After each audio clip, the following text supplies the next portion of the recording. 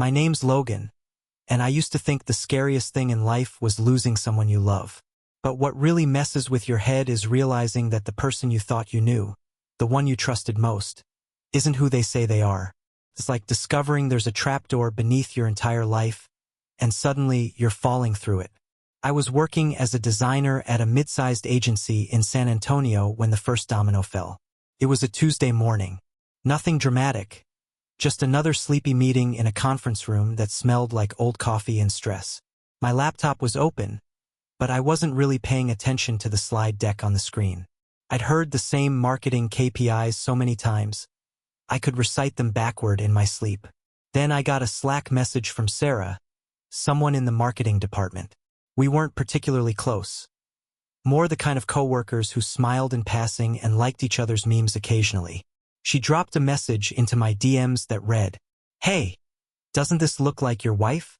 Attached was a photo. No explanation, no context. Just that. At first, I thought it was a joke or maybe something unrelated.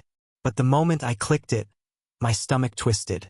The picture was from some partner networking event up in Austin, 2 hours away from where we lived.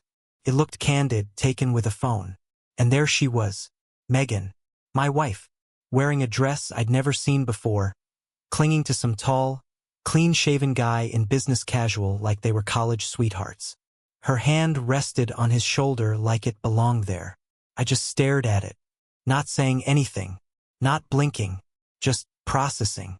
Everyone else around the table kept talking like the world hadn't shifted beneath my feet. Someone was laughing at a joke about targeting metrics, and there I was frozen, wondering why I felt like I'd been punched in the gut.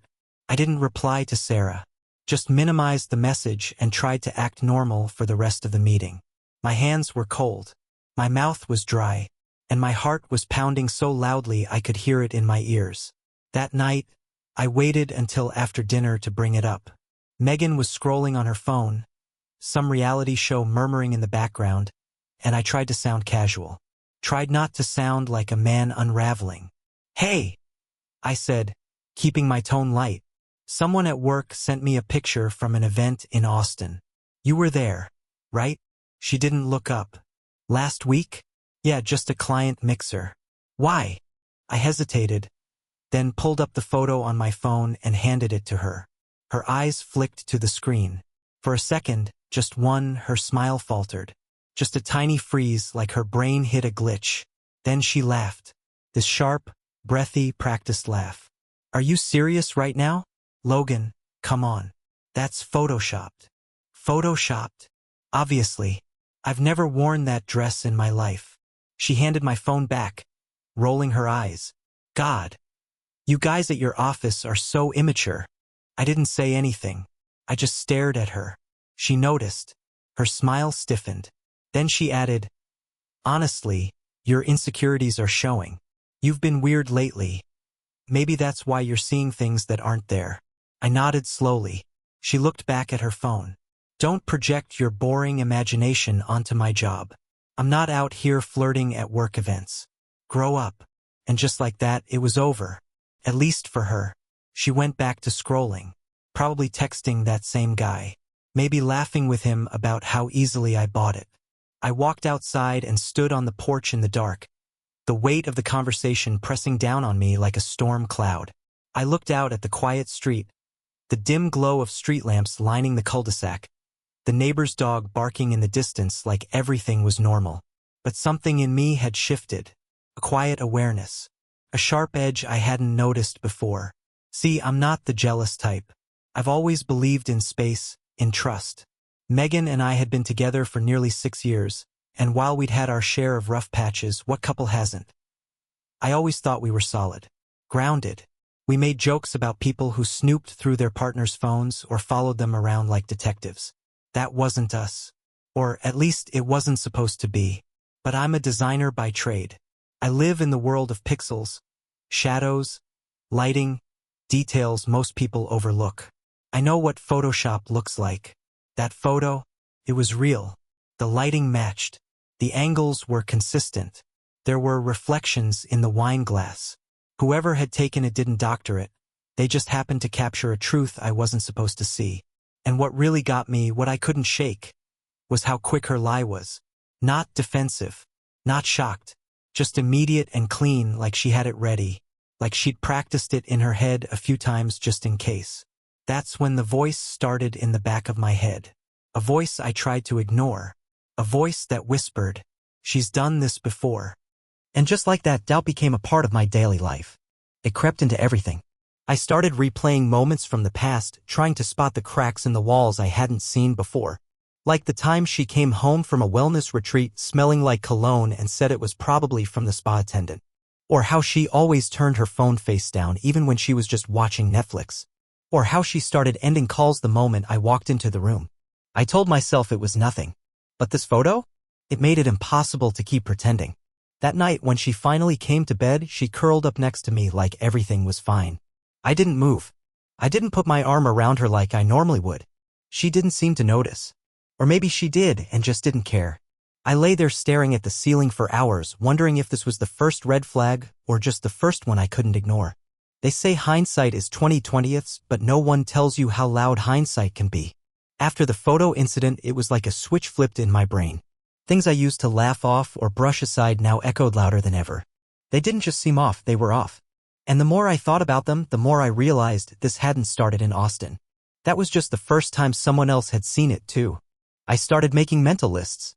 That's how my mind works: organize, analyze, simplify. But every memory I sifted through only made things more complicated. There were her late-night Pilates classes, which always seemed to run a little longer than necessary. She'd come home past 10, flushed and tired, claiming the instructor ran overtime again because they were working on deep core holds. I'd roll my eyes, tease her about becoming a yoga ninja, and she'd smile like I was the fool for not taking it seriously. Then there were the spa weekends. At first, I encouraged them. I thought, hey, self-care is important. Let her decompress. She said she was going with her friend Natalie, who I had met exactly once, briefly, at a Christmas party. But every time Megan came back, something felt off. Like she'd hit reset on a different version of herself. Her moods shifted. Her scent shifted. Sometimes there was cologne on her clothes, not strong, but just enough to trigger a gut reaction. I asked her about it once, trying not to sound accusatory.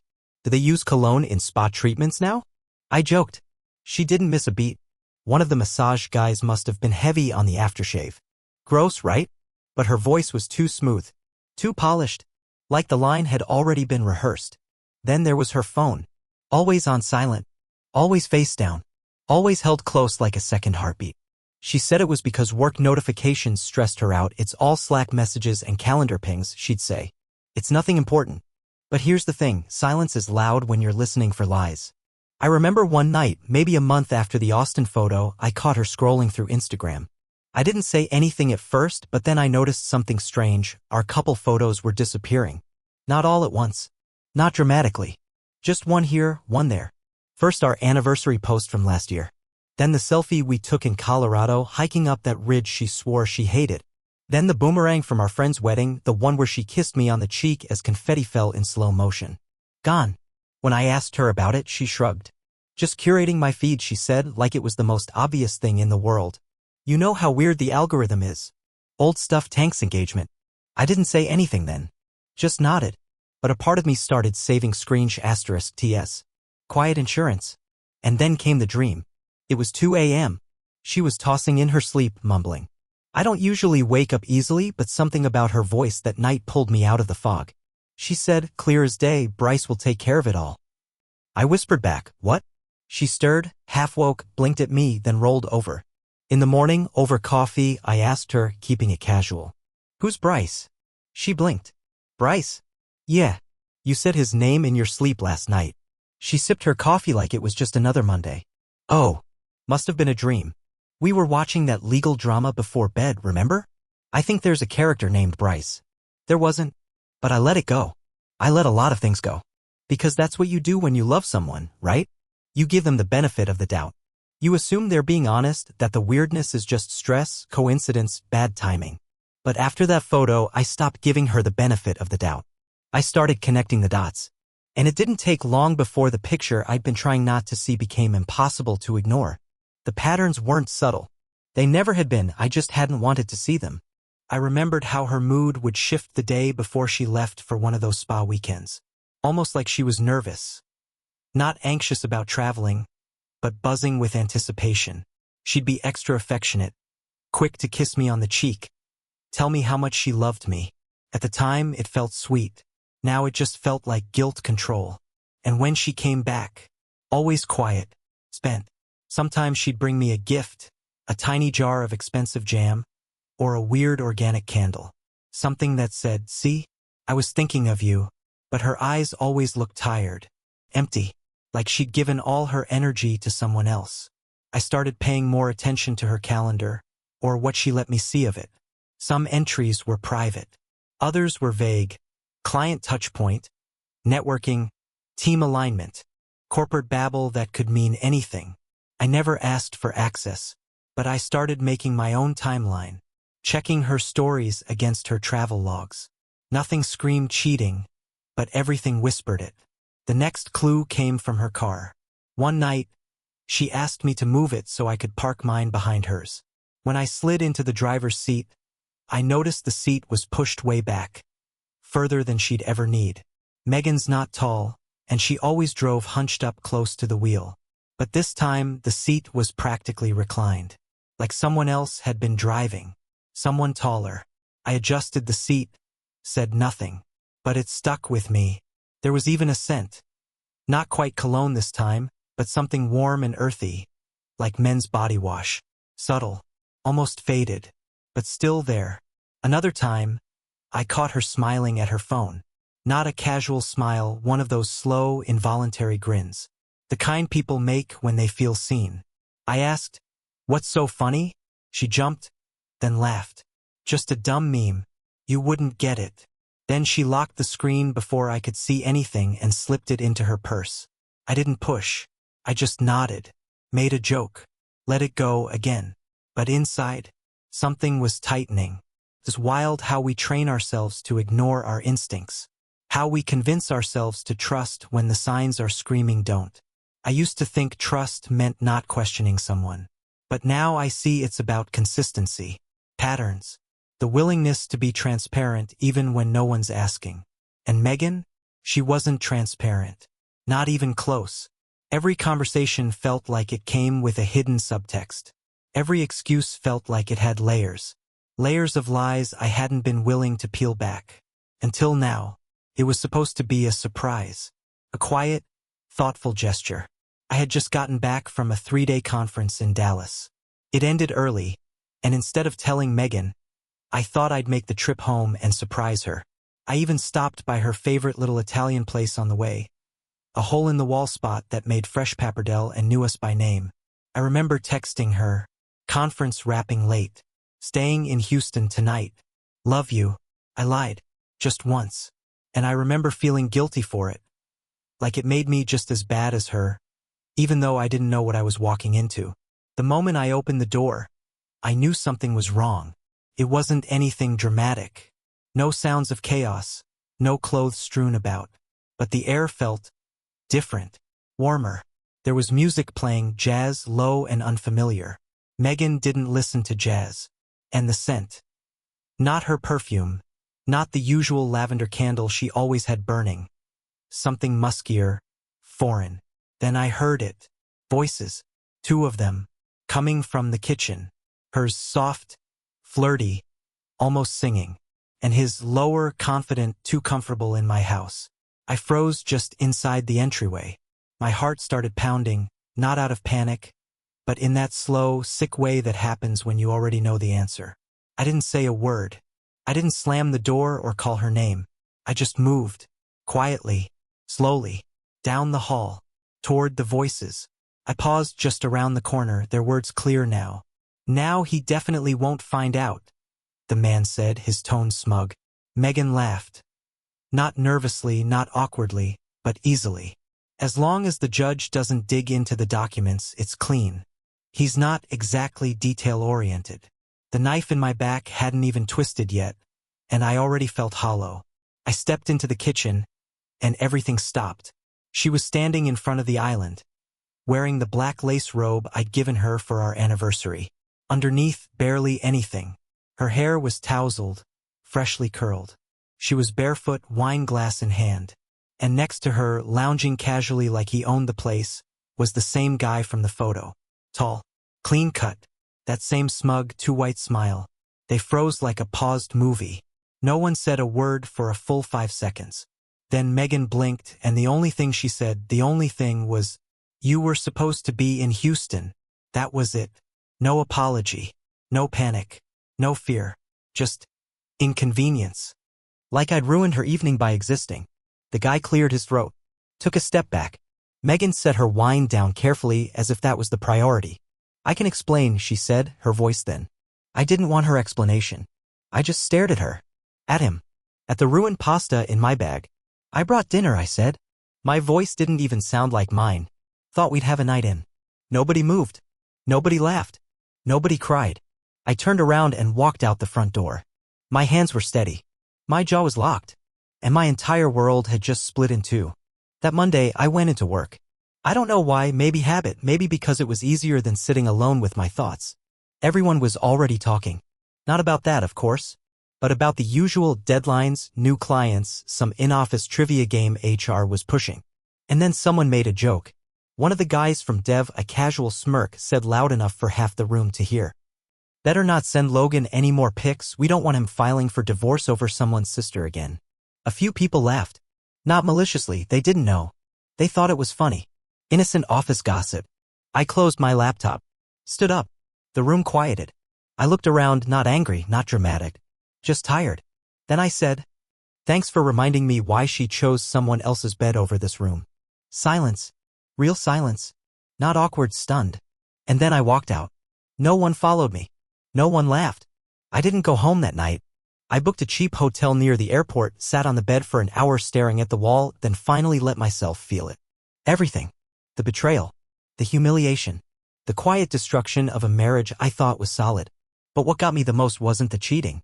It was the way she looked at me when I walked in, like I was the interruption. Like I was the lie. This wasn't just a fling. This had roots. Planning. Conversations I wasn't a part of, decisions I never got to vote on. And that phrase, "as long as the judge doesn't dig into the documents," it wouldn't leave my head. What documents? What had they been preparing for? This wasn't some spontaneous affair. It was a strategy. I pulled out my phone and opened my notes app. Started writing down everything I remembered from the past few months. Dates. Events. Names. Little inconsistencies. Just in case. Because now, I wasn't just dealing with betrayal. I was dealing with someone who had already decided I was the obstacle. And if she was planning her exit, I needed to prepare for mine. I didn't think anything could hurt worse than walking in on your wife with another man. Turns out betrayal has layers. And I hadn't even hit the core yet. The days that followed were a blur of pretending to eat, pretending to sleep, pretending I wasn't unraveling from the inside out. Megan was still at the house. For some reason, she didn't leave. Maybe because she didn't expect me to react the way I did. Maybe because she thought I'd beg, demand answers, throw things, cry. But I didn't give her that. I gave her silence. And it was K***ing her. She'd try to talk, drop passive-aggressive lines like, "We're both adults here," or "We can figure this out," without making a scene. One night, she said, "You're blowing this way out of proportion." I looked her dead in the eye and replied, "You planned a whole new life without me. I just happened to walk in on the dress rehearsal." She didn't say much after that. Then came Emily, her younger sister. We'd always had an odd relationship, but she had a good heart. She was never great at hiding her emotions. The kind of person who cried during Super Bowl commercials. I ran into her at a grocery store the following weekend, and when she saw me, she nearly dropped a carton of eggs. "Logan," she whispered, stepping closer. I didn't know. That was all she said. But her eyes were full of something. Guilt? Fear? I waited a beat before asking. Didn't know what? She hesitated, bit her lip, looked around like someone might be listening. Then she said, "I shouldn't be the one to tell you this, but Megan, she filed a police report. A week before you walked in on them." I blinked. "What kind of report?" Her voice dropped even lower. "She said you were emotionally abusive, controlling, that you made her afraid for her safety." I stared at her, stunned. My jaw went slack. She said, "What?" Emily nodded slowly. I didn't believe her. "I mean, you're not like that." But she told our parents too. She's been building a case. It hit me like a truck. This wasn't a mistake. It wasn't just her falling into someone else's arms because she felt unseen. It was a strategy. She wasn't cheating on me and feeling guilty about it. She was paving the road for her own clean exit. One where I was the villain. Where she got the house. The savings. The sympathy. All while I stood there blinking, wondering when the bomb had been planted. I thanked Emily and walked straight out of that store, barely remembering to leave the cart behind. My heart was racing, but not from sadness this time, from fury. The betrayal had graduated from personal to tactical. She had tried to destroy me. But she underestimated one thing. I don't go down easy. That night, I stayed up till 3 a.m. digging through everything: emails, texts, shared documents. I started piecing together a timeline, a paper trail, bank statements, expense logs. I found receipts she tried to hide, hotel bookings under fake names, cash withdrawals, even one for a lawyer consultation. And then I found the smoking G*N. A letter, drafted on her laptop, in a folder labeled Drafts. She must have assumed I'd never check it. It was addressed to Bryce, the man from the kitchen. The one from the photo. The one who leaned in and said the judge won't dig into the documents. In the letter, she laid out a play-by-play for how he should behave in court if anything got messy. She coached him on keeping their relationship casual, on denying anything physical started until after separation. She even gave tips on how to speak about me: stay vague but firm, she wrote. Use phrases like Logan seemed off or she never felt safe discussing it. I stared at the screen, fists clenched, heart pounding. This wasn't just betrayal. This was character assassination. So I did what any man in my position would do. I printed everything. *TS. Statements. The letter. Even photos from our anniversary, timestamped a week before she supposedly started fearing me. Proof of vacations, concert tickets I'd surprised her with, texts of her saying, "I'm so lucky to have you." All of it. Then I hired a lawyer. Not just any lawyer, the kind you call when things get ugly. The kind whose office doesn't even list their name on the door. The kind who specializes in proving people wrong. And then I waited. Court came faster than I expected. She showed up in a beige blazer, hair pinned back, looking like a stock photo of concerned wife. Bryce wasn't with her, but her attorney was, a sharp-looking guy in polished shoes and a forced smile. I sat on the other side of the room alone. No lawyer beside me. Just a folder in my lap. The judge asked if I had representation. I shook my head. "I'll be speaking for myself," I said. Calm. Clear. Megan looked confused for a second, maybe even relieved. Until I started talking. I didn't yell. I didn't accuse. I just presented. Facts. Dates. Receipts. *TS. And then at the very end I slid the printed letter across the bench. This, I said, is what this entire case has been about. Not fear. Not abuse. A strategy. Designed to rewrite the story before it ended. The room went silent. The judge read the letter. Took his time. Her lawyer paled. Megan? She just stared at the floor. I didn't even look at her. There was nothing left to say. When I walked out of the courtroom, I felt like I just crossed back over some invisible line. From victim to survivor. From betrayed to aware. I didn't feel triumphant. I just felt done. She never expected I'd fight back. She counted on me crumbling. On me apologizing for things I didn't do just to keep the peace. But she built her story on lies. And it collapsed under its own weight. After court, I went home and sat in the driveway for a long time. The car was running. My hands were still on the wheel. The silence in that moment felt thicker than any argument we ever had, like the house was holding its breath, waiting to see what I'd do. But I didn't storm in. I didn't pack a bag or break a glass or make a speech. I just shut off the engine, stepped out into the Texas heat, and walked inside. She was gone. I hadn't expected that. No note. No suitcase on the curb. Just gone. Like a ghost that finally got tired of haunting someone. There were traces of her everywhere, her perfume in the bathroom cabinet, a half-burned candle on the windowsill, the faint impression of her body still lingering on her side of the bed. But emotionally? It was like she'd never existed. Like the space she took up in my life had always been hollow and I was just now noticing. I repainted the living room walls the next weekend. The same beige we'd picked out together when we moved in, I covered it with slate gray. Something cooler. Sharper. Like I needed the house to match the part of me that had changed. And that's the thing no one tells you about betrayal: it doesn't burn you to the ground. It melts you into someone new. I deleted our shared playlists. Boxed up every photo. Gave away the wine glasses we never used and threw out the mugs with the cheesy sayings she loved. The one that said, "But first, coffee," felt especially ridiculous now. I smashed it on purpose. Just once. But mostly, I stayed quiet. I didn't tell friends. I didn't post anything. I didn't rant on Reddit or call her parents or make a scene. She expected rage. Maybe even hoped for it, something she could twist and point to and say, "See? I told you he was unstable." Instead, I gave her nothing. Not revenge. Not forgiveness. Just silence. And that's what broke her. About a month after court, I got a call from an unknown number. I let it ring out. Then came the voicemail, her voice, brittle and strained like someone who hadn't slept in days. "Logan, I don't know if you'll even listen to this. I didn't think it would end like this. I thought you'd yell or fight or I don't know. I guess I deserve this. But for what it's worth, I never stopped loving you. I just got lost. Please call me."